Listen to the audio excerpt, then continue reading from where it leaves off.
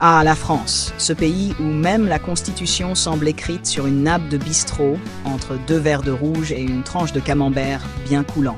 On a encore une fois droit à une comédie politique digne des grandes heures de Molière, sauf qu'ici, personne ne rit, sauf peut-être les marchés financiers, mais ils rient toujours, surtout quand on leur parle de tempête. Alors c'est quoi cette nouvelle crise? Le budget. Oui, ce grand tableau Excel national, garni de trous comme un gruyère suisse, même si, on le rappelle, le gruyère français n'a pas de trous, ironie oblige.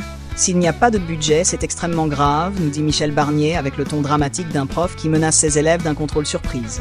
Ah bon? Parce que jusqu'ici, on avait un budget et tout allait bien? Pas sûr que les gilets jaunes ou les infirmiers débordés soient au courant. Et puis, cette histoire de shutdown, on se croirait dans une série américaine, version low cost, House of Clowns. Mais en France, pas de panique, on ne ferme rien. Nos institutions, c'est comme la SNCF, en grève 3 jours sur 4, mais jamais fermées, même pour inventaire. Les impôts seront levés, les fonctionnaires payés et les soins remboursés, nous rassure Marine Le Pen. Ouf, le RSA est sauvé, champagne. Enfin, un mousse Lille, parce qu'on reste cohérent avec les finances. Quant aux motions de censure, c'est un peu notre koh-lanta parlementaire.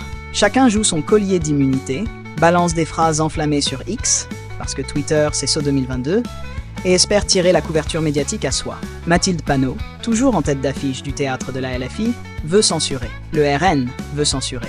Même Olivier Faure, qui a dû retrouver sa carte PS dans un vieux tiroir, veut censurer.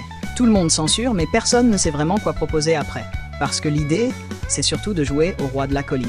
Et puis, comme dans tout bon film catastrophe, on nous sort la croisée des chemins.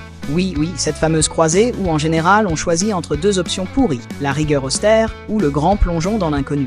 Maude Brejon dramatise, c'est une catastrophe si le gouvernement tombe.